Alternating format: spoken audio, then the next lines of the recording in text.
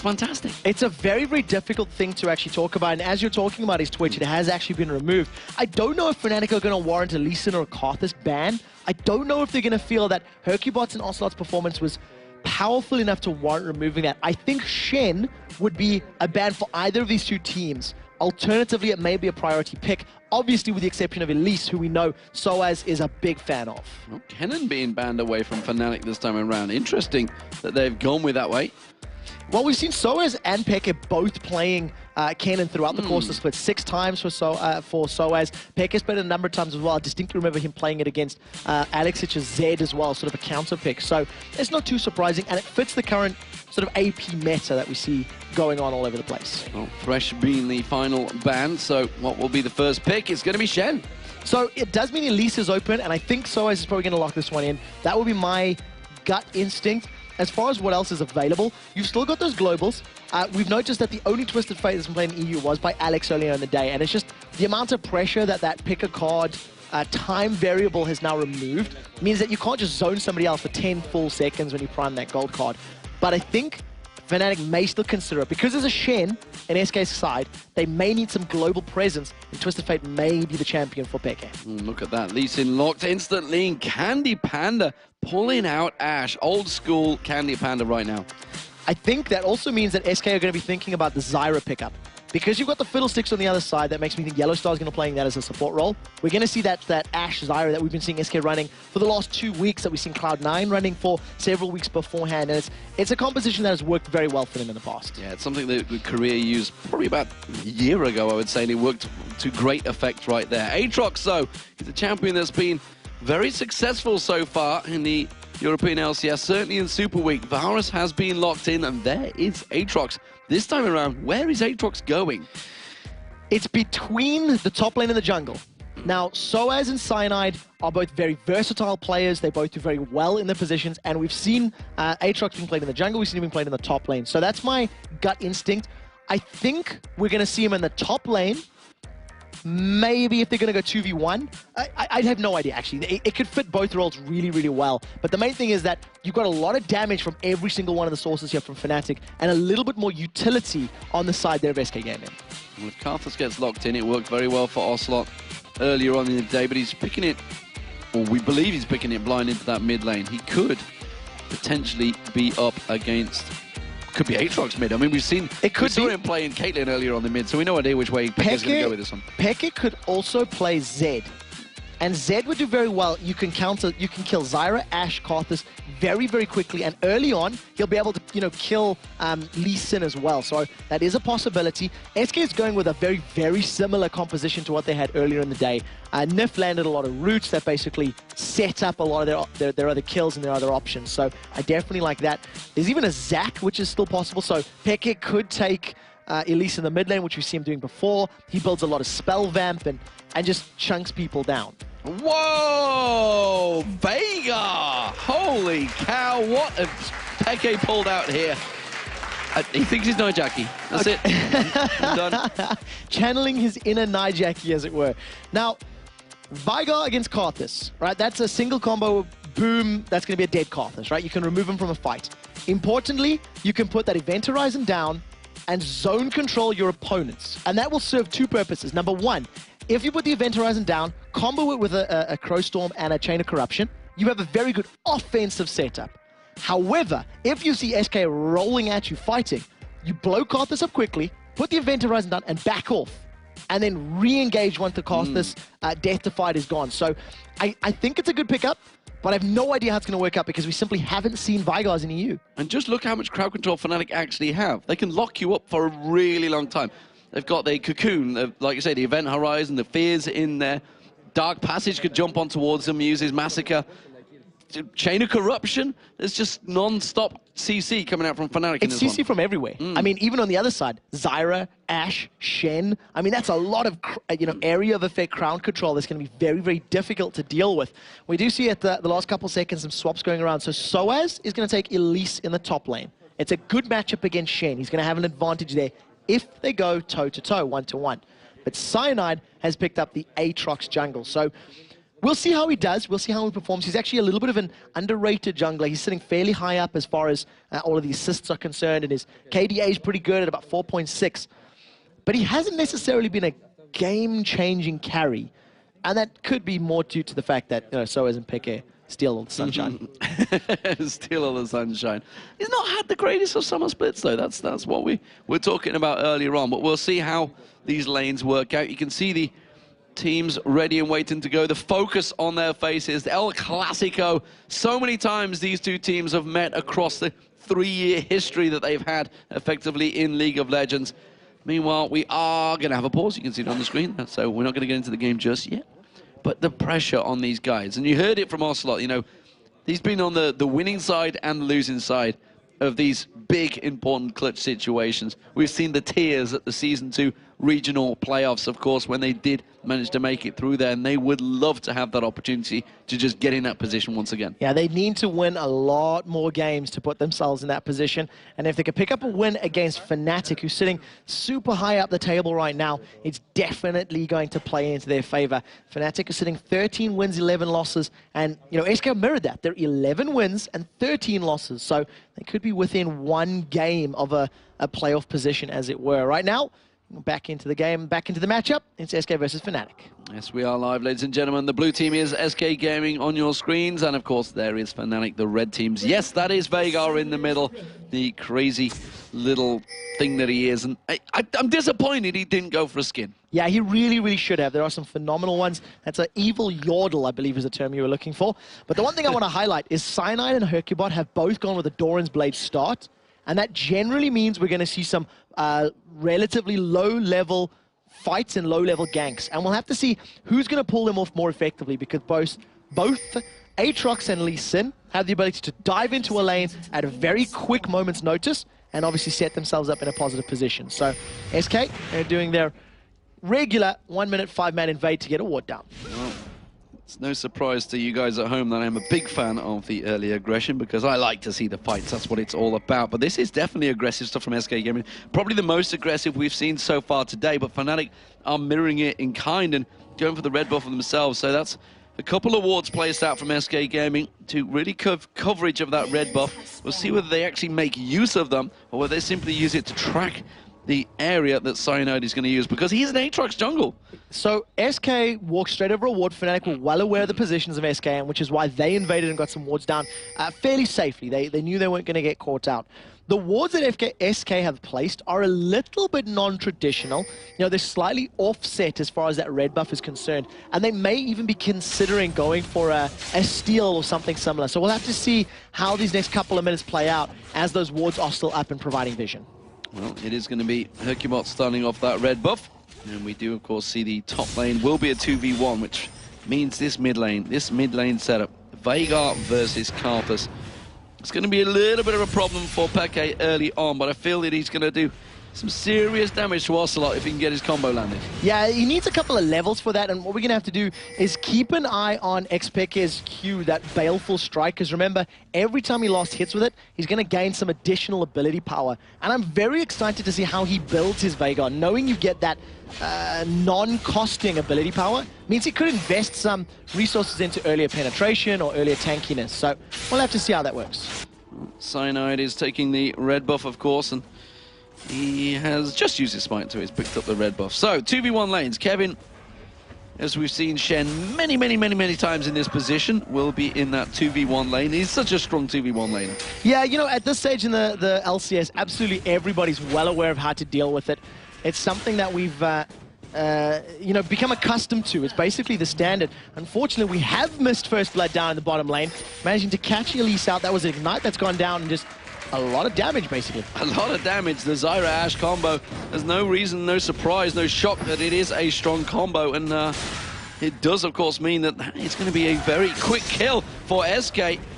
They are actually putting the pressure on the bottom. We do see Cyanide's going to try and go back down there and cover it off. Meanwhile, Pushu, well, there's a pause. Yeah, there is a brief pause at the moment. There appears to be a little bit of lag right now, so we'll see if we can resolve that issue as quickly as possible. and get confirmation on that, actually, before It's the spectator machine. Before I start I've talking. already double-checked that one myself. So we'll see how that pans out right now.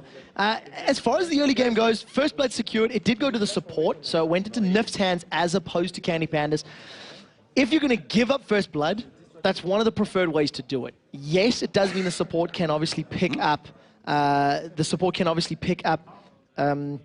aura items a little earlier, but it also means that you don't give the gold to carries, to people that'll be killing you and dealing all that damage. No, it seemed that it was actually Cyanide's mouse.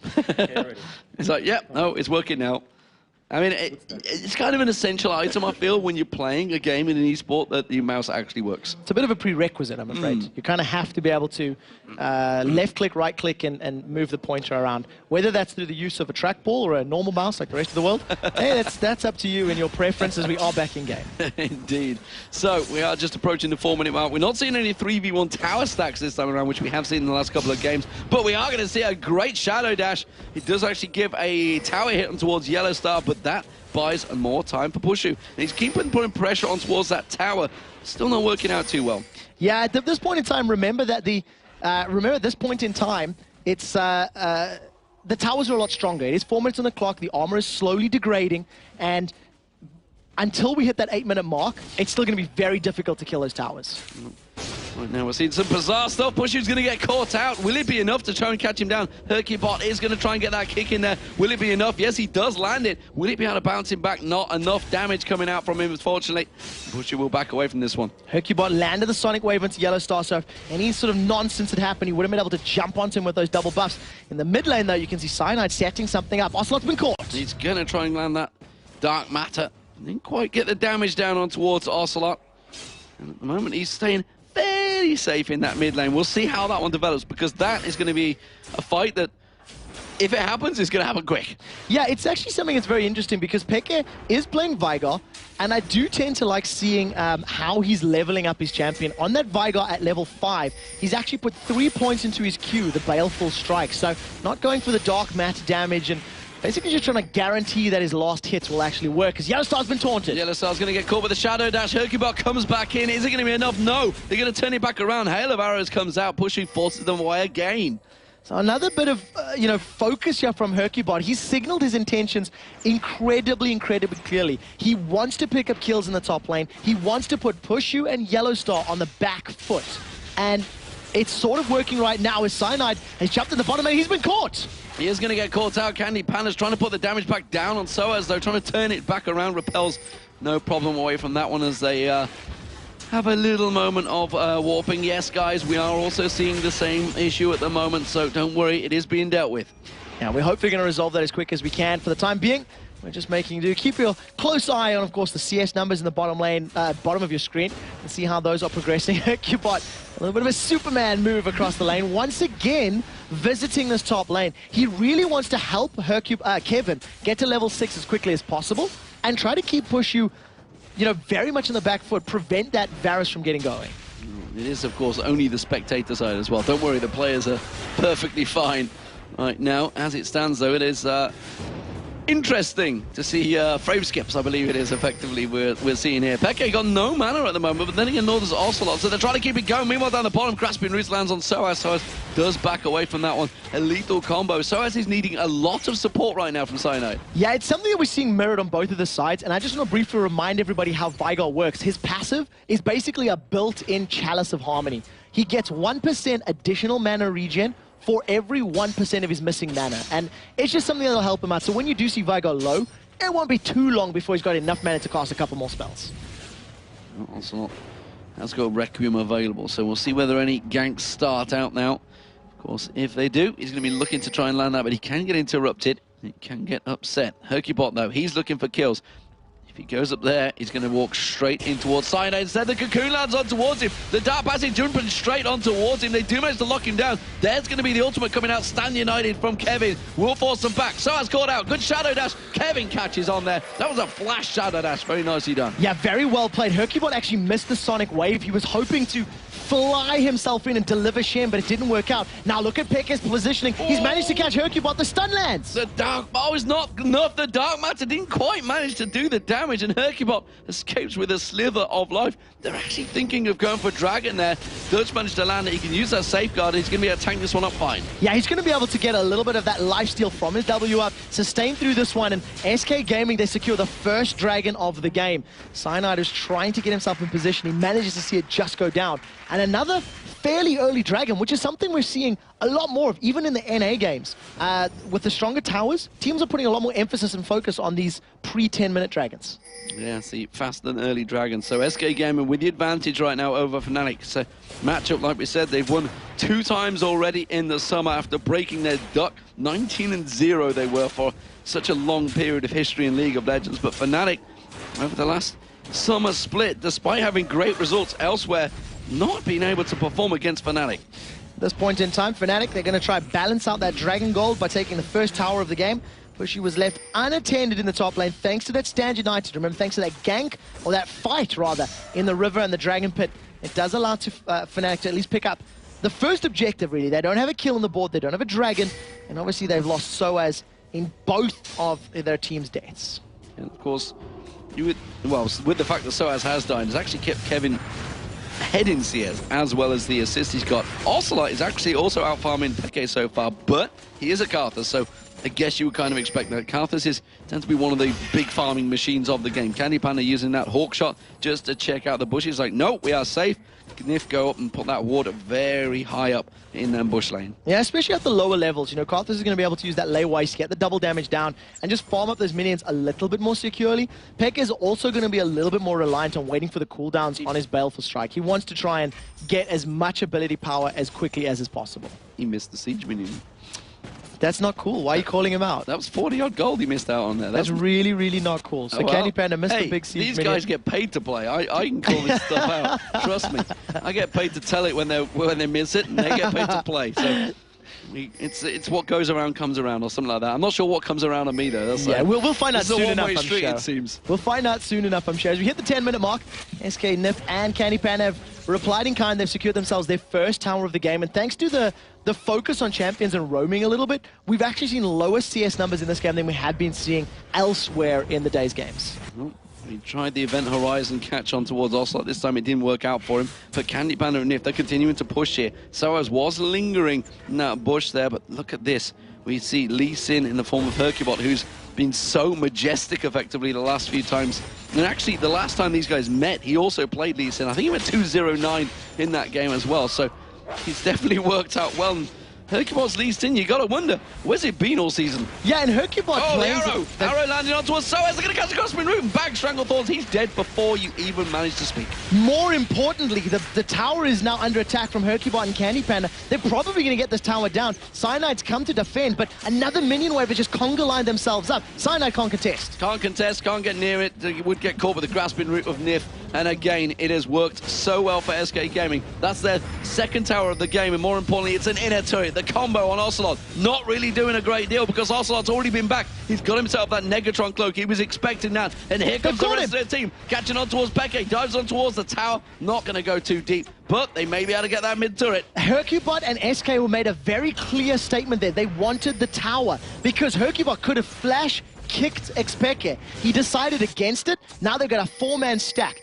Yellow Star may be able to engage with a Flash Crowstorm, and we'll see how quickly this tower lasts. SK Gaming doing a great job of locking him up as well. Cyanide taking very low. That turret's slowly being drawn down by SK Gaming. They're doing a fantastic job of pushing Fnatic back in every lane. SK are currently 4,000 gold ahead, and Hercubot is even cheeky enough to smite the big Wraith away there from the camp. So he secures that one, gets himself some additional experience in gold, and Stand United is available. So yeah, this is a 4 versus 4, 4 versus 5, but Stand United will make it a fair 5v5 very quickly. This is a massive gold advantage, actually, now that you mention it. This early in time, Crowstorm comes out from Yellow Star, but he's simply zoned out, and he's going to get locked up and taken down. There's another arrow. Candy Panda finishes him off. So that didn't work very well. No. Yellow Star was late to the party. Unfortunately, he had an invite, by, trying to be fashionably There was late. no surprise. And as soon as he landed, they pulled back at this. Yeah, they've caught Karthus. They do manage to finally get themselves a kill on the board. It's Ocelot that goes down. They should get a second, but here comes Requiem. Cynide's going to go down, but his passive Bloodwell, will it bring him back in time? No, because it's a flash Shadow Dash.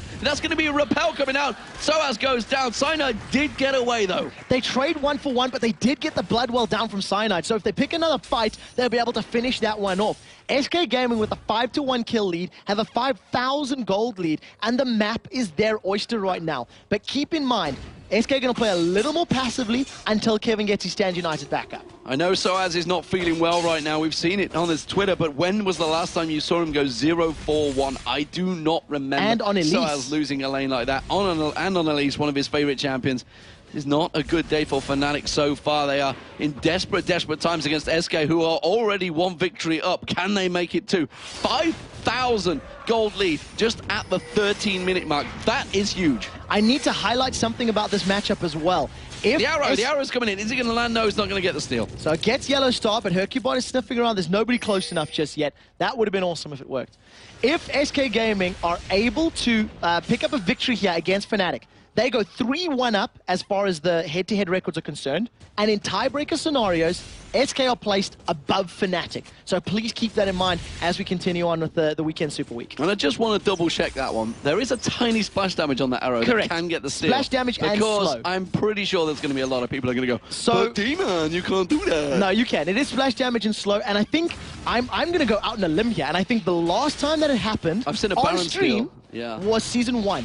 I'm pretty confident in this one because I have seen it in a competitive League of Legends game. But right now, Dragons respawn. SK Gaming have got numbers advantage, position advantage, vision advantage, and they secure themselves a Dragon. And a pretty big gold advantage to go with that as well. So, big advantages all around for SK Gaming. SK fans out there will be happy, and the Fnatic fans are going to be a little bit sad right now because, well, this could be 0-2, but let's not rule them out. We're only 14 minutes into this game. There's a hell of a long way to go just yet. We saw with Evil Geniuses, who were 5,000 gold lead, at around about the same time, managed to drag themselves back into it. So the person that's going to pull Fnatic back into this game is xPeke. Because he's playing Veigar, and Veigar has the ability to just insta-gib so many champions, he's going to be able to put himself in a position where he can just pop someone, peel away, and then re-engage. And that is where and how Fnatic come back into this. What we did notice on stream a second ago was that the blue buff was given to Candy Panda. So Ocelot is miles and miles away, and it was Candy Panda that secured SK Gaming's blue buff. And of course, when xPeke does get that kill, there'll be an evil laugh that would follow as well, as all great Veigars do. As it is, though, we do see Fnatic putting pressure on towards this middle turret. This will be their second of the game if they can get it, but Candy Panda is there, clearing it out. Kevin was trying to sneak around the side. The ward placements did give his position away, which was why we're seeing Fnatic backing off. Hasn't quite got flash available. He's already done some great flash shadow dashes so far. Yeah, it's something that SK have been doing very well in the first game and now in the second game. When they do pick a fight, they land the abilities that they need to, and they commit to the fight wholly. There's no hesitation, there's no worry or panic on their sides, and it's been working out well for them. Just as an update, xPeke's Baleful Strike has garnered him plus 65 ability power at 0 cost at this stage in the game, and that's just going to grow further and further as we get into this match. Yeah, he's effectively not got a great deal of ability power items just yet. He's just trying to stack out his items, so he's still trying to farm it up, like you mentioned. It is the long game for Fnatic in this one. And it's going to have to be because SK Gaming have built themselves up a considerable lead right now. Hercubot, he's doing a fantastic job on Lee Sin. He's been creating opportunities as and where they wout this duo pairing of Candy Panda and Nif. If you just look at the kills, you can see it's only 5 kills on the board, 104 for Candy Panda, and 203 for Candy Panda, 104 for Nif. Yeah, and talking about Candy Panda in particular, whereas in the previous game, Evil Geniuses had a little bit of a comfort of if MYM wanted to engage, they had to run at them. SK Gaming have the opportunity to just throw an Ash Arrow out. If it lands, you follow that up with Zyra Roots. You then follow that up with Lee Sin and a Requiem to close it out. So there's a much safer, longer range engage opportunity that SK Gaming can throw down at basically any given time. It pretty much is the best initiator of the game, the Enchanted Arrow. Certainly from long range it will set you up those kills, and at the moment xPeke's got to be careful. He's keeping a a wary distance, I think it's safe to say, from the combo in the mid lane at the moment. Making sure he doesn't get locked up. He tries to get that event horizon down, doesn't manage to land it. Yeah, you can see Negatron Cloak already completed for Candy Panda, and against the Cocoon, the Fear, the stun, that's most likely going to be a Quicksilver Sash, and it wouldn't surprise me if it was a second item QSS. I think it would work very, very well in his favor. Hercubot single-handedly scaring away Pushu and Yellow Star, but to be fair, Kevin was at the tower a couple of feet behind him. Yeah, that's bought them time and pressure, and they should be able to take down the final outer turret of the game that SK Gaming can put and pick up. So that will be 4 turrets, 2-1 for SK Gaming, unless Fnatic do offer some sort of response, which it doesn't look like they're going to. Now, at this point in time, they can't really afford to. In addition, Peke, the burst damage he offers is just not there. And I think more important than the damage Veigar's putting down is the zone control and the stun power of that event horizon. It's a very big damage piercing arrow, though, coming out of Pushu. That piercing arrow definitely did a lot of damage. It was the Nif, though, who's probably the lowest hit point hero in the game. But all of the lanes have been pushed by SK Gaming right now. That middle lane is really the only one that's not driving forward. Peke still finally completed the Rod of Ages. He's trying to work out what he can do next. He may well catch on towards Nif here. Does manage to get the Dark Matter down. That's the one I was after. Uses his ultimate on Ocelot, but again, the combo was split. Wasn't quite in the right place. Requiem's going to come down. Will it be enough? Yes, it will. Cyanide now. He's got his passive available. Will he be able to dive away from this one? We see that's going to be another kill. Yellowstar goes down. There's going to be the passive coming out from Cyanide. He does flash away and avoids it. Oh, the piercing arrow on Hercubot, nearly catching him out from Pushu. But no, Sawaz is in trouble. He's trying to get away. The Cocoon lands brilliantly. Is it going to be enough? The Shadow Dash was dodged, but it doesn't matter because Candy Panda with his Infinity Edge does the damage. 2 for 3 at the end of the day, and Hercubot was running interference. He was keeping Pushu away from that fight to allow SK Gaming to secure this tower. They're going to pick up the 5th tower of the game. Wall of Pain lands, look for the taunt. Will it be enough? They do manage to get a lay waste on him, but Pushu's forced away from this one. They'd be better off just taking that turret down, but they don't think they're going to go for it. They're going diving to Candy Panda instead. Has to use that barrier to stand united from Kevin. Will get him away from it. Is it going to be enough, though? He's going to get slowed. Cyanide should be able to jump back on towards him. He's going to have to time it, and there's the flash to get him away. So a little bit risky from SK Gaming. They wanted the kills. They pushed for the kills. They actually didn't get any, and then they didn't get the tower either. They should have stuck to that one. It actually looked like Cyanide, he switched between his Bloodthirst and Blood Price, anticipating a fight in the top lane. And unfortunately, he wasn't able to chase or lock anyone down after that Wall of Pain came out. 0-5-1. I still can't get over that for Soaz. He's definitely been punished in that lane, and he's not being allowed back into it. Just like we saw with Wicked in the early game by Meteor Makers. He managed to sneak his way back into it, but Soaz, he's just being punished every time in lane. And remember that this was a voluntary decision by Fnatic. They put their duo lane top, they put their solo laner bottom, and Soaz on Elise has traditionally done very, very well against Shen top laners. But they decided not to put him in the 1v1 setup. They decided not to put him there, and unfortunately it's backfired. And think back a couple of weeks when Soaz was very outspoken about disliking 1v2 situations. Yeah, expect a Facebook message to follow shortly, I'm sure. As it stands, though, the rest of SK Gaming are looking in a very strong situation here. 7,000 gold is the lead they have right now in the 20-minute mark, and that's pretty beefy. Looking across the board, you can see it's nearly a 2,000 gold advantage for Ocelot. Around about 1,600 actually, so let's be fair with that one. 1,300 for pretty much the junglers, but look at that, the top lane that we were just talking about, it is a 2,000 gold lead. It's a clear 2,000 gold lead as well, and the AD carries, it's 1,000 gold advantage for Candy Panda, 1,000 gold advantage for Nif as well, and this is another dragon being started out. This time though, SK not going to go for it because Fnatic are very close by. Yeah, and SK were very, very split up. They had Ocelot down in the bottom lane, they had Kevin moving through the top lane river, so instead of risking being jumped on at a numbers disadvantage, they've decided to group up. So Ocelot did a good job of shoving that bottom lane down. He's hit the 200 CS mark very, very shortly after 20 minutes, and they're in a good position, especially if they want to challenge for this fight, because they're basically saying, you come fight us, deal with the Ash Arrow, deal with Zyra's crowd control, and then we'll see who's going to win the team fight. There's a minion stack pushed in that bottom lane, and looks like Fnatic are going to try and take advantage and push in towards that middle turret, but they're playing a dangerous game because SK coming from the side. Remember that enchanted crystal arrow could land. It does go down towards Peke. Will Kevin get close enough? No, he gets locked down. And actually, there's a good chain of corruption as well. Yellowstar puts that surprise party out there. Chain of corruption does spread its way. Ocelot's going to try and get in there. He tries to get the defile down. It's actually a very split fight. Nobody really landed any critical damage. There's a lot of ultimates been burnt from both sides. and still it seems that SK Gaming have the advantage. Both teams were managed to counter-engage absolutely perfectly. The chain of corruption locked everybody up. Event Horizon locked Kevin in place. It's not over yet as Kevin was thinking about it, decides to back away at the last couple seconds. They're doing a good job at positioning and forcing Fnatic away from this mid lane. Push is the only man at the moment in that mid lane. That's going to be a great catch on towards Hercubot, but Kane, Lee Sins, you can't pin them down. He just safeguards the Nif. Yeah, going to be able to just get out of that one relatively unscathed at the end of the day. But Fnatic, for the first time in a long time, secure themselves a global objective. That's their second tower of the game, but it still means that they are 7,000 gold behind SK Gaming at this point. SK going to secure that blue buff, this time going to Ocelot, as opposed to the previous time heading into Candy Panda's hands.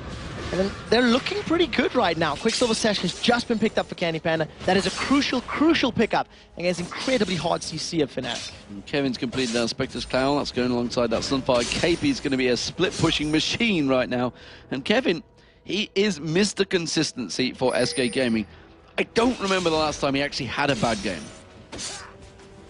No, nor do I. I was trying, I was thinking about it, and I'm like, well, he's had okay games, but he hasn't had very many 0-5-1 games. And, you know, at this point in time, SK have realized if we pick on Soaz, if we shut Soaz down early, we don't let Soaz become a playmaker, it has almost secured them this mid-game because they've been in very good control for the last 10 or so minutes. And Fnatic, they're still looking for that burst. We still haven't seen xPeke get a full QWER combo onto a single target. Well, Candy Panda's off at the side. We'll see whether the arrow lands and finds its target. Doesn't matter. The split push is on. xPeke is having to deal with it, which means the rest of the team could make waves in the mid lane. They are trying to set out something in the jungle. Yellow Star is desperately trying to cover off the split between the two. They have positional coverage of Hercubot. They know that he's around that little bush area, and Fnatic with that piercing arrow, they can clear the waves quickly. We talked about this before with when Wicked was playing. Actually, they're going to dive in towards Ocelot, but that may have been a mistake. The wall of pain goes down, and actually more damage went back on towards Cyanide than he put out to Ocelot. Yeah, Ashe's Enchanted Crystal Arrow was still available as well, and I think once Cyanide realized that, he decided to back away. Kevin's playing a little more aggressive in the top lane. He's almost challenging xPeke to throw the Event Horizon down because Hercubot's relatively close. And listen to those pings. Teams are looking for opportunities. They're trying to find ways to pick a fight, and the Crystal Arrow may be the start of one. Well, they're buying time for Candy Panda to get some hits on towards that turret, as if he chooses to actually hit the thing in the first place. Instead, we do see Hercubot landing the Q on towards Cyanide, and again, they don't go for it. That piercing arrow is doing a great job of clearing it out. Kevin's been trying to split push the top, but all they're actually doing is beating xPeke. Is passive. Yeah, what we are seeing... Not as passive, it's Q. It's Q, yeah, the Baleful Strike. What we are seeing, though, is that SK are less afraid to push. You know, they've been on Fnatic's side of the map for what, the last 4 minutes now? They've been looking for opportunities, waiting to find a way to either throw the ultimates down, try to catch somebody out, and that's what they need to be doing. They've got an 8,000 gold lead, and for the next 5 or 10 minutes, that's still going to be impactful. This is when they need to find those opportunities. It's these next 5 to 10 minutes where SK need to secure a bigger advantage or risk losing it. I can't make out whether Candy Panda was meant to get that blue buff there. It didn't look like it. Ocelot had Defile and Lay Waste running. It seemed to me that he really wanted that blue buff, but instead the volley shot took it for Candy Panda nevertheless. We just misinterpreted. Didn't prepare for how much damage was going to go down. A little tongue-tied there for a second, but we do see that with blue buff on, that's permanent frost arrows coming out of Candy Panda, so it's going to be even more difficult to chase. You know, the volley spam, and in addition to the on-hit slow, it just makes life very difficult for Elise and for Aatrox to actually close the gap. It's interesting to see that Candy Panda built that QSS up so early. We talked about how much crowd control that Fnatic did have. Made sense completely for that. Lay Waste does manage to catch Soaz out, and they put more damage down on towards that turret. Ever so slightly, they knock it down, but it's not doing a great deal of damage. They're kind of letting the minions do their job and keeping Kevin continuing split pushing the top. Somebody needs to remind Candy Panda that if you right-click on a tower, it will deal damage to it. Volley will not affect a tower's HP, ladies and gentlemen. And you can see that as they get to this tower, this is the 3rd time in a row that Candy Panda's made it up to the range, and he's trying to zone out members of Fnatic. And yeah, fair enough, you've got blue buff, you can do that, But at the moment, it's not helping them get it. The arrow gets sidestepped, and they've caught Peke. They do manage to kick him back in Good there. flash. Flashes straight out of it and gets away with it. Very nicely done from Peke. Sidestepping that turret as well. Sidestepping the arrow. Oh, that's Ocelot does manage to get caught in the event horizon. Have they got enough layways? No, they haven't. And Peke does manage to get away again. Very nicely played, but look at that turret in the top lane. It is taken very low, and they've obviously decided we're going to change our focus. 5 members get on towards this turret. They just need to hit the damn thing. That's all they got to do. Cyanide, though. Chain of Corruption whiffs. Nif's taken very low. He's going to get taken down here. There's going to be Peke dropped as well. Cyanide, Bloodwell is going to get popped. Is he going to get taken down, though? There he is. The Requiem's going to finish him off. Pusher uses the barrier. No! He got away with it. So as though he's not going to get away. Or is he? He repels away. Tries to get back in there. Very nicely done. Kevin taken low. Candy Panda, volley shot. Oh, he gets away with it. He's going to get himself the turret. So many members of Fnatic blinking red right now. All getting away with next to no health. But nevertheless, it was a 2 for 3 to Fnatic. They lost the turret, though. 2 for 3 trade, and if Ocelot had waited a tiny bit longer, that Requiem would have been a little bit more impactful. It was a bit of a sloppy engage from SK Gaming. They tried to force a fight, and Peke dodged every single key ability he needed to. Sidestepped the Crystal Arrow, flashed the Taunt, and that bought him the time he needed for Fnatic to rally around him. So, at the end of the day, they got the tower, which again is an advantage for SK Gaming. However, a little glimmer of hope if you're a Fnatic fan. And a little glimmer of concern for SK Gaming as a team, because that didn't go as planned, I feel that. But nevertheless, they have an 8,000 gold lead. Fnatic trying to get the Dragon away here. Are SK going to spot this one out? They have put the ward out. They're going to see that quickly and clearly. And actually, Fnatic peeled away from Dragon. They didn't feel confident. Yeah, they didn't have as much information to work with, so they had no idea who else was filtering into the river behind that Zyra and Lee Sin of Nif and Hercubot. So backed away, playing it safe. They've got some vision there until the second that Nif takes it out with his Oracle's Elixir. And all of a sudden, SK Gaming, they're setting themselves up for yet another Dragon. Double plants go down, the rest of SK come around, and they will clear out the Dragon, like you say. They're taking full control of this map advantages, and that really stretches the lead to 9,000 gold now. Not something I expected to say in this. SK Gaming in full control over Fnatic for the 3rd time this season. Remind me what the vote was. It was 61% or something similar like that, thinking that Fnatic were going to pick up a victory here. And you know what? If you go historically, if you think of the general season, I can sort of understand that. But SK today are just looking really, really good. Even that sloppy team fight, basically because some of the key abilities had missed and Peke dodged them, it's why that team fight was so messy. If they'd landed, it would have been a lot simpler, a lot cleaner for SK Gaming. But they committed to it, they stuck to it, and they still managed to make it work at the end of the day by getting the tower down. Fnatic worrying a little, weren't sure whether SK were going for Baron. They have not a lot of coverage around there, and this is buying time for Kevin. Look at the split push going. He's actually going to be on towards that inhibitor turret if they don't deal with him soon. Ooh, Event horizon very close to landing onto Nif there. Would have locked him up on that Baron. Actually may well have killed him with that Dark Matter combo as well. But look, Soaz has gone across to deal with Kevin, but honestly, I'm not too sure whether he can. So we do see a lot of ability power and penetration for Soaz, but it's a lot of HP and magic resist to burn through. So we'll see how that matchup goes. I do feel like Kevin is a much stronger position, especially because he has the Ignite and Flash available maybe a little bit sooner than what Soaz does at this point in time. Keep an eye open for Candy Panda's Ash Arrows. The way they're poising themselves, they're looking to set something up. Yeah, the plants were going down to try and gain a little bit of coverage. It will clear out that ward the moment he gets placed down there. Raid's being taken away. Kevin does decide to sidestep back, though. He's going to take the blue buff instead. Yeah, you know, at this point in time, Fnatic, they haven't had control of their buffs for 12 plus minutes now. You know, they've lost 2 or 3, 2 blue buffs in a row, about 1 or 2 red buffs, and it's basically just a really good position for SK Gaming to be in. And because of the advantage and the numbers that they've got and the vision control, they've actually started this Baron off. But Peke is aware of it. Dark Matter goes down, and immediately SK Gaming back off. If SK were to win this one, it actually would take them within 1 game of Fnatic. And they've got a head-to-head lead. Of Fnatic, would you believe it? Yeah. Who would be in 3rd place at the time? Tower is going to go down if Candy Panda can stick or not. Instead, decides to back away. 1 or 2 more hits is up. Look for Cyanide to jump on top of him. Volley slows him.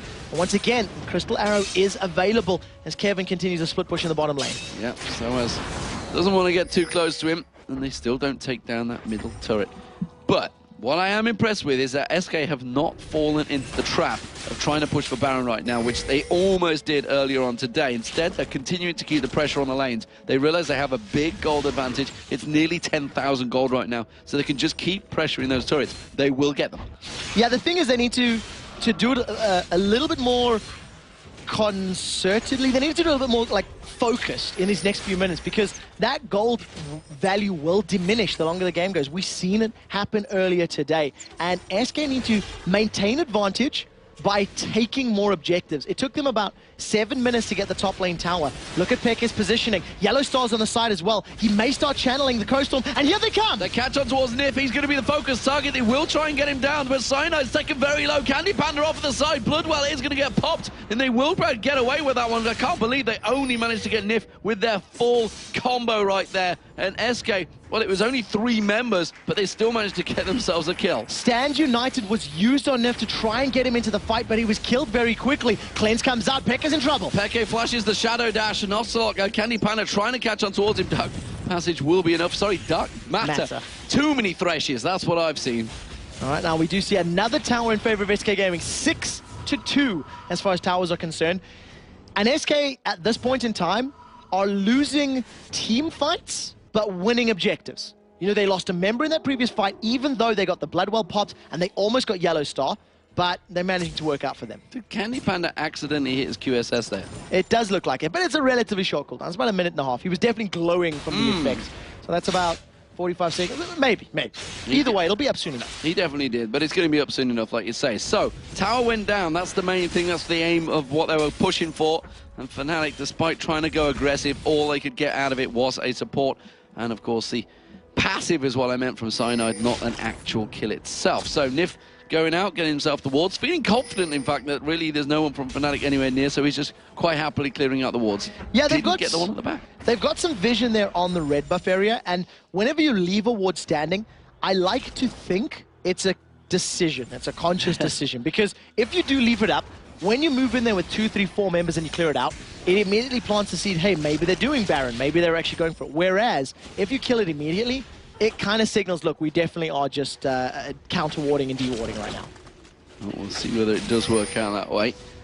You can see Peke off at the side. Look at Kevin making his way in towards that blue buff, hiding in the bushes just off the side, seeing if Yellow Star was going to take a step too far, but he didn't. He didn't go for it, and I tell you what, Peke is building up a lot of ability power right now. He's going to be able to one-shot people at some point. He's got that Deathfire Grass, the Rod of Ages. Looks like Zhonya's Hourglass will be the next focus target as well. And he's only got 168 bonus ability power thanks to his Baleful Strike. I mean, that is an immense amount of bonus ability power that he has not spent a dime on. That is over half his CS. He's actually managed to land with that Q. Particularly impressive right now. So very, very well played. And it does mean that, once again, if he can get in range, he can instantly burst people down. What we have seen from SK, though, is that he tried, SK tried to focus Peke down in that top lane, then tried to stun him up and focus him out of a fight. And I think that SK feel Peke is more of a threat than the rest of the team because of the burst potential he offers. So we'll have to see how that works out. Look at this bottom lane. Look at this bottom lane. They're being sneaky. Candy Panda's been holding at a distance while Kevin split pushes. They've been looking to try and set up some form of gank there.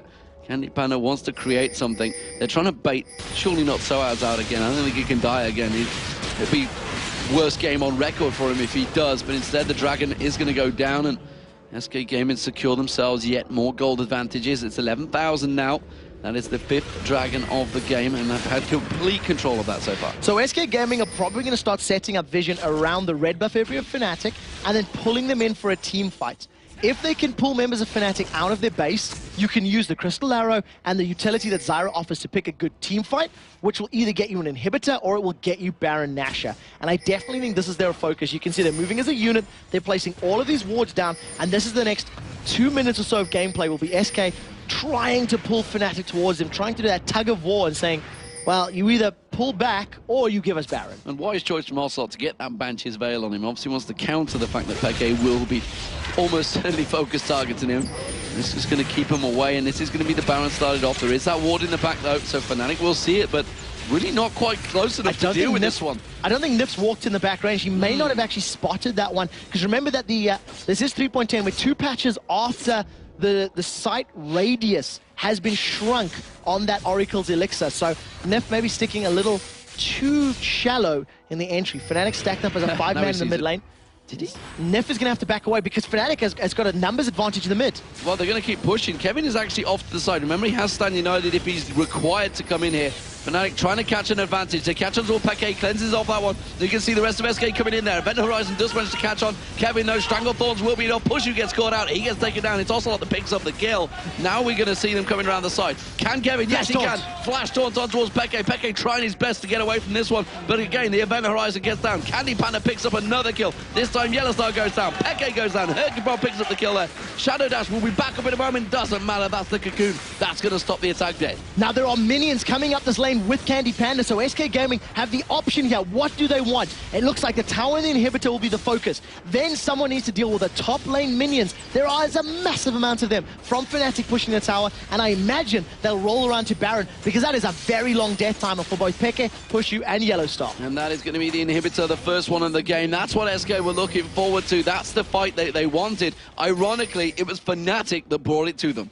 And it was actually a bit of a split attack from SK Gaming. They threw out the Crystal Arrow, managed to catch Peke, and even though he's got Cleanse, it wasn't enough because SK just continued chasing. A very good flash taunt from Kevin, locked up Peke for long enough for the rest of the team to get in place, and it's not over yet. Volley's going to go out in a second. Action arrows are down. They're slowing Cyanide. The basic attack's going out. It's like, Candy Panda just couldn't be bothered to fight that one. He just sort of did a couple of attacks, and he should have because Soaz gets down on Nif there. There's going to be a party coming out from Yellowstar. Kevin's stressfully trying to get away from this one. The volley from Candy Panda will be enough to slow them down. Oh, Cocoon didn't quite land max range, and SK have to back off. SK are at danger of losing Baron, although they did enough damage to Fnatic to scare them backwards. And again, a questionable decision. They picked a fight that wasn't opportune, and even though they sort of stuck into it and got away mostly unscathed, they didn't need to be there. They didn't need to re-engage on Cyanide, and unfortunately it cost Nif his life. So 5-0-5 Candy Panda, but questionable decision-making in that last fight. 5-1-2 though for Pushu. Not a bad advantage or kill ratio considering the position his team has been in for the whole game. He's been putting himself in great positions, finally got caught out in that last fight. So Candy Panda has got himself a Mercurial Scimitar now as well. It's an item that we're starting to see more and more. I'll obviously builds up from that QSS and BF sword. Phantom Dancer to go with it. Hasn't got the last Whisper yet, which is probably what he needs next. And the reason we're seeing more of it is because of the Aegis of Legion being removed, Runic Bulwark being removed from the game. So the magic resistance statistics that you need as an AD carry to deal with AP threats is going to come from individualized, personalized items, whether you go Banshee's Veil, GA, or in this case, Mercurial. And the Mercurial doubles up because it's double AP of your Lee Sin Veigar and all of that CC. So it's the optimal choice for this particular matchup. Kevin continuing that split push method that SK have been working for the last 40 minutes now as we do start stretching. 13,000 gold lead, 7-2 in turrets and 13-8 in kills. And Fnatic, they're not down and out just yet. Dare I say it, SK Gaming is in the lead against Fnatic using the split push tactic which they fell prey to countless times to this matchup. Yeah. It's something that Fnatic did so phenomenally well in the spring split, something that they haven't necessarily been as successful with in this split. And SK is just slowly grinding their way to the inhibitors, the remaining inhibitor turrets, and slowly strangling the life out of Fnatic. And those Banshees Veils stacking up. You can see Hercubot with one of his own now, making sure that nobody's a nice juicy target for Peke. And it does seem that the rest of Fnatic are simply in defensive farming turtle mode, but are they going to be too deep? Because look how many wards SK have out there. No coverage of this Baron for Fnatic. They have no idea it's happening, and they are not going to be able to defend it. Yeah, this is theirs for sure. You know, Kevin's pulled away a couple of members of Fnatic. He's got Soe to deal with him the whole time. Baron just gets secured and locked down, and now is going to be the time when SK Gaming will be thinking about pushing either the top or the bottom lane, and I imagine they'll go top lane because of the immense amount of vision that they've got there. They're going to be able to just sit in lane and not worry about a flank, not worry about a Crow Storm from the side, because they see everything. I mean, that's the all-seeing eye. They've pulled some power from Saruman for the time being, and it's definitely going to work in their favor. Well, we did see Kevin backing off. The rest of SK are going to back off. Everybody's buying their items. Time to see if they can make the final push, because SK Gaming have been in command of this game for the last 41 minutes. Well, that's a little unfair. Maybe I should say the last 30 minutes, because lane phase was kind of even. Yeah, I would agree with that. I think, you know, once we started leaving the lane phase, SK Gaming just at a very, very slow canter were moving themselves further and further ahead. They've taken a million blue buffs and red buffs from Fnatic. I don't think Fnatic have been able to secure either of their respective buffs for the majority of this mid to late game period. Another dragon gets secured by SK. They're going to take another blue buff away. And it really is just a matter of time before SK decide to pick a fight under the tower. And as long as they land the arrow and kill somebody quickly, they can win the fight. If they don't instantly kill someone, Fnatic can turn it around and actually pick up kills of their own. God only hope they do decide to pick a fight sometime shortly. And it looks like SK Gaming are finally going to push along that bottom lane. They have a huge advantage in this game. It's 15,000 gold. Look at Candy Panda. He's actually hitting the turret. He hasn't just volley shot it. Instead, Nif, though, getting caught out. Event Horizon, Dark Matter, and Piercing Arrow all combined didn't even take down Nif. That could be a pause on this engagement. They're going to want Nif to heal up. He does have Baron buff, so he's healing relatively quickly, but he's still at 50% HP. Yellow Star's off on the side. Event Horizon doesn't catch anybody but a couple minions. And Candy Panda's just, he wants to get in range. They're shredding this tower slowly but surely. And if they manage to keep this up, they'll get it eventually. They're saying, guys, we got a big super minion stack coming through this mid lane. Inhibitor has respawned. We also have the top wave being pushed in separately by Kevin. And Hikibot's getting a couple of kicks down there. Needs to make sure he can safeguard it away as and when he needs to. Does manage to get the kick down. There's the arrow. Goes on towards Peke. Actually gets cleansed off straight away as well. And Kevin does come across in defensive formation, but they take down the inhibitor turret and go back to their split push. Absolutely brilliant trade there in favor of SK Gaming. Managed to get the cleanse out of Peke for a very short cooldown in comparison of that enchanted crystal arrow. So we may see them hanging out just a little bit. But he eats the ultimate from Peke. That wasn't even enough to burst him down, but he's particularly beefy and tanky. The rest of SK keep focusing this tower. Darkflight coming out from Cyanide. Is it going to be enough to lock him down? No. Ocelot putting damage down on towards him. Another Dark Matter comes down. Hercubot, of course, with that Banshee's Veil of his own. That is going to be the turret going down. And now Candy Panda will be working in with the rest of his team to put damage on towards the second inhibitor. The top lane as well is being left alone. Kevin has got free farming on towards that the inhibitor turret as well. So they are working every angle right now, SK. Yeah, SK are in such a good position. They've pulled off every single member of Fnatic. So even if they drag this engagement out in this bottom lane, Kevin's going to get damage on the top lane tower. It's a matter of time before the next objective falls. An interesting note about that Baleful Strike, because it was used in the jungler, it's about 30 seconds left in the cooldown before it's available again. It's hitting for 1200 damage at base before your opponent's ability power is factored in. The magic resistance factored in, yeah. Indeed. As it stands, though, Kevin is continuing the split push. He's actually been drawing Yellow Star and Soaz up there. There's going to be another arrow. It catches on towards Peke this time. Will they kick him back far enough? The Stranglethorns is going to come down. He's going to bounce him. Peke will get caught out. He goes down. Cyanide gets the Bloodwell popped. He's going to come back up from this one. I don't think he's going to be able to escape. He tries the Darkflight away. Yes, he will get away. That's going to be the surprise party coming out. Pushing on towards the Fountain. Requiem comes down. It's another kill for Candy Panda. And this time, SK Gaming surely will be picking up their third win over Fnatic. I cannot believe how well SK Gaming have been playing today. They've come into this Super Week all guns blazing. They destroyed the opposition earlier on this morning, and they have destroyed Fnatic here once again. 45 minutes into the game, it's going to be SK Gaming that take another win over Fnatic. Ladies and gentlemen, 3-1 in the head-to-head matchup. SK Gaming currently 2-0 in Super Week. Fnatic are 0-2. This moves SK Gaming to 12 wins, 13 losses, and moves Fnatic 13 wins and 12 losses. This is a brilliant position to be in if you are an SK fan. However, they still have a lot of work to do. They need to get 2 more victories. And ironically, they're still in 7th place. Yes. They're still in 7th place. However, they are on the cusp of jumping straight in there, because Fnatic, who are on 13-12, are actually in 3rd place. So you can see how tight it is right now in the European LCS. Everything to play for, and SK Gaming looking very, very good at the start of Super Week. They're 2-0. Can they go 5-0? Candy Panda was 7-0-6 at the end of that game with Ashe. Karthus being played by Ocelot, 3-3-7.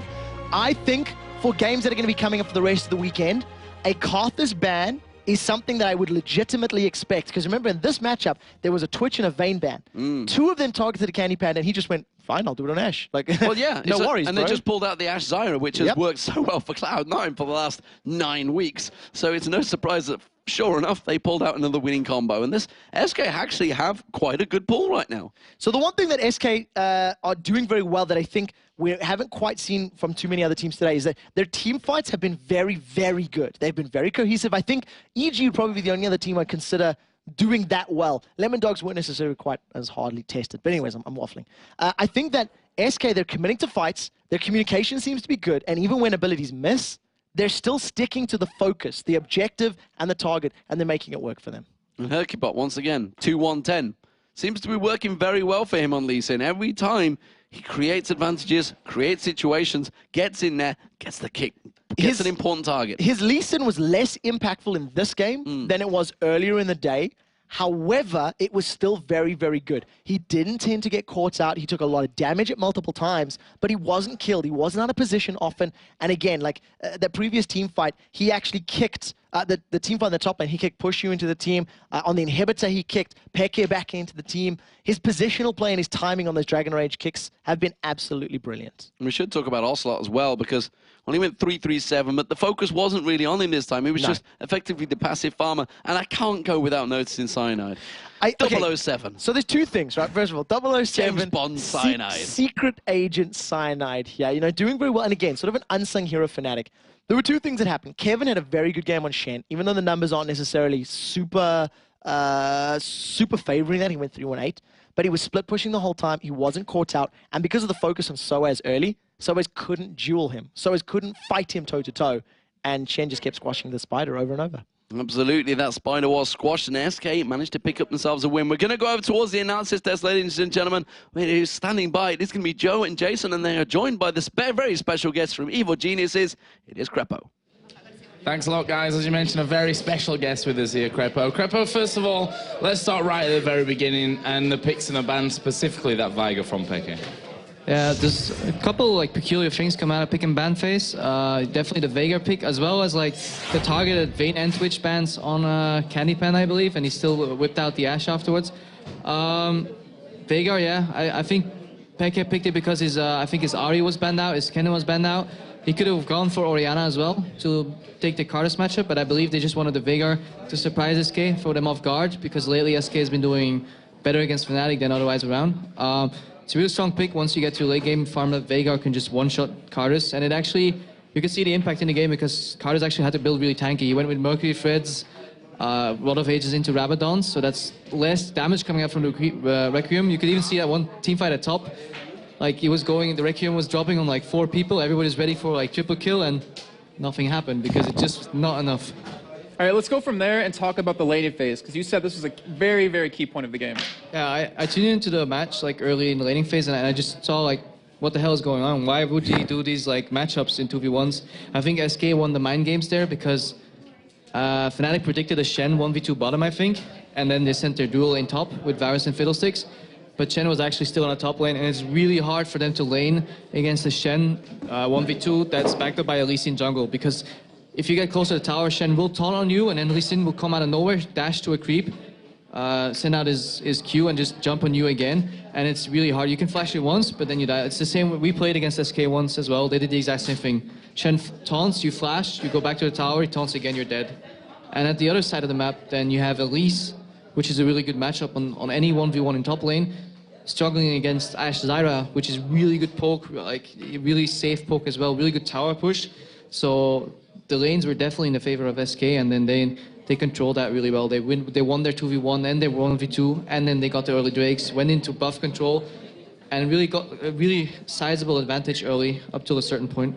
What do you think about the team fights coming there? Like you said, the Requiem from Karthus, there was that moment where we were thinking, oh, they're all going to be dead here, but actually no one really died up at the top there. And talk us through the team fights and the important parts and how it really developed from that lane phase. It all depends where you fight. You saw that as well. SK had a really hard time pushing the towers of Fnatic, because every time they came close, they had to walk in range of a Veigar cage, and they could get turned around by Varus ulti, by Fiddle Fear. So that actually stalled out the game really, really long and really And aside from that, like SK was a little scared from doing Baron at start, given like the past week events. So they had a really big lead. They didn't want to throw it away. They couldn't push Fnatic. Fnatic held really well. Varus was actually getting really farmed, so it was always a danger of the comeback. Well, thanks a lot, Crepo. Sorry, Jason. Oh, no. Wait, go on. I'll let you have another question. All right, go on, so then. you were talking to us about Baron specifically. SK took forever to take it, and you were mentioning something to us about pink wards versus Oracle at that time. Can you kind of go into that? Yeah, at the time, they were contesting Baron. Nif was sitting on boots 1 with an Oracle, and he had the job to clean the entire jungle, ward it up on himself, and clean Baron pit. And every time they cleaned the part, went for Baron, Fnatic came from like another corner, found out, and they did it, stopped it, did it again, stopped it, did it again. Basically, maybe what they could have done better, like no critique here, but like I think they lacked some pink wards, like a pink ward in Baron pit and a pink ward in one of the other brushes that allowed Nif to like reduce the area where he had to cover all the warding. And they needed more wards deep in the jungle. If you have wards really deep in the enemy jungle, you can see them coming from really far, and you can also push them out of the jungle and then collapse back into the Nashor, and then you have to be afraid from every brush. Instead of running to the Nashor and being afraid to be caught over the wall, they literally have to be afraid from every brush in the jungle. And eventually SK did that at the end. And that's once they took the Nashor, the curtain fell immediately. Well, thanks a lot, Crepo. We're going to head over to Shox, who sat with an interview with Candy Panda.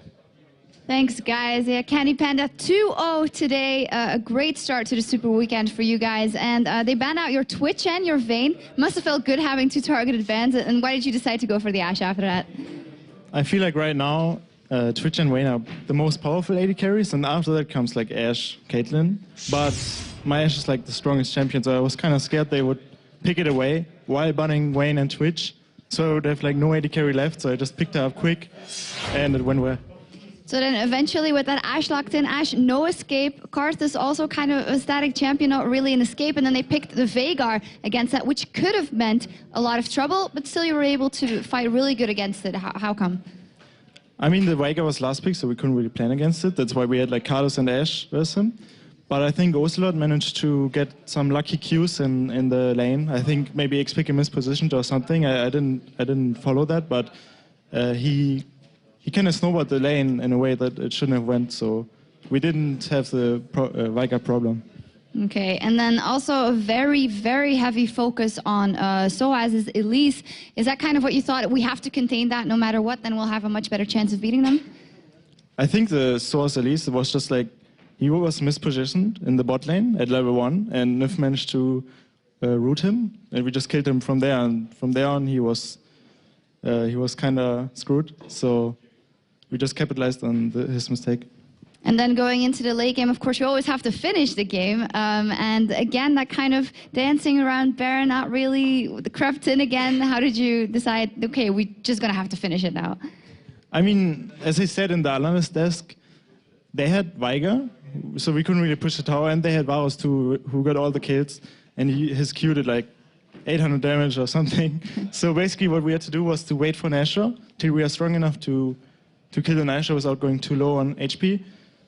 And also they pushed down mid lane in the late game, and we could arrow the Veigar, and we got the inhib out of that, which helped us to close out the game. But basically we just waited to be strong enough to do Nashor.